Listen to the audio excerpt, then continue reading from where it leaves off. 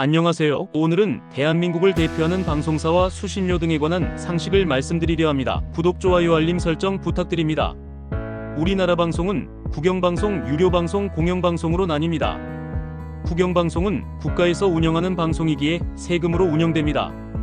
그래서 국민으로부터 수신료를 받지 않습니다. 대표적으로는 KTV 국민방송, 국회방송, 국방홍보원방송 등이 있습니다. 유료방송은 서비스에 가입하여야 볼 수 있는 방송으로 신호가 암호화되어 있어서 가입 안 하면 시청 불가한 방송이죠. 마지막으로 공영방송인데, 공영방송이란 공공의 복지를 위해 송출되는 방송입니다. 대표적인 공영방송사가 KBS, EBS, MBC입니다.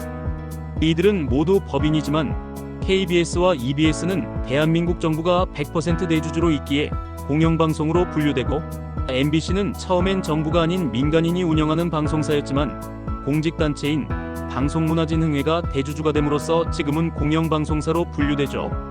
공영방송이기에 이들은 법에 따라 운영되는데, KBS는 방송법, EBS는 한국교육방송공사법, MBC는 방송문화진흥법에 따라 운영됩니다. 공영방송사는 MBC를 제외하고는 국민들에게서 걷는 수신료로 운영됩니다. 수신료는 집에 TV를 소유하기만 하면 무조건 부과되는 부담금으로 월 2,500원을 KBS에 납부해야 하고, KBS는 그것의 2.8%인 월 70원을 EBS에 지원하죠. 공영방송사인 MBC나 민간인이 운영하는 민영방송사인 SBS, JTBC 등은 수신료를 걷지 않고 광고 수익이나 프로그램 판매 수익, 유튜브 수익 등으로 재원을 마련합니다. 반대로 공영방송사인 KBS나 EBS는 수신료를 걷는데, 그 이유는 광고로 돈을 벌면 돈을 주는 기업들의 영향력을 벗어날 수 없게 되고, 정부에게 지원을 받으면 정부의 눈치를 봐야 하기 때문이죠. 이렇게 되면 특히 뉴스 보도 부문에서 중요한 가치인 중립성을 잃게 됩니다. 그래서 광고로 인한 수익이나 정부 지원보다는 국민들에게 걷는 수신료를 주수익으로 하는 것이죠. 하지만 이것에 부작용이 있는데, 가만히 있어도 수신료는 들어오니까 이를 대충하는 경우가 많죠.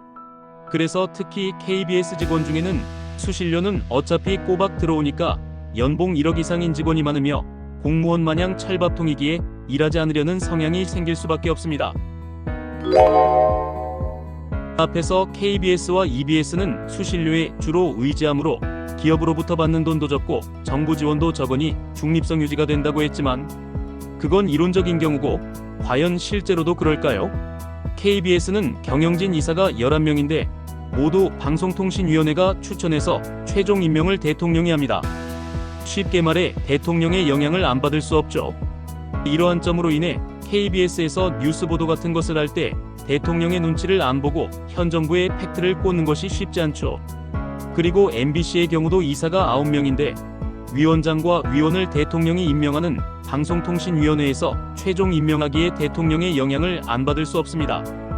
거기다 MBC는 수신료를 받지 않고 기업의 광고에 수익을 의존하므로 기업과 대통령의 눈치를 모두 봐야 하죠.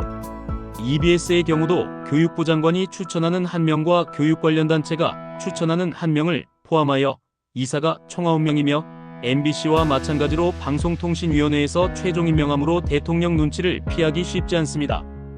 결과적으로 공영방송인 KBS, EBS, MBC 모두 정부 눈치 안 보고 중립성을 지키기가 사실상 쉽지 않죠. 반면 민영방송사인 SBS, JTBC 등은 공영방송사가 아니기에 일반 회사나 다를 게 없으며, 그렇기에 이사를 상법에 따라 주주총회를 통해 임명하죠. 그래서 광고 수익을 주는 기업의 눈치만 보면 되지 정부 눈치를 볼 필요가 없죠. 참고로 현재 SBS의 대주주는 TY홀딩스, JTBC의 대주주는 중앙홀딩스입니다. 오늘 내용 도움되셨나요? 도움되셨다면 구독, 좋아요, 알림 설정 부탁드리고 다음에 또 다른 상식으로 찾아뵙겠습니다. 시청해주셔서 감사합니다.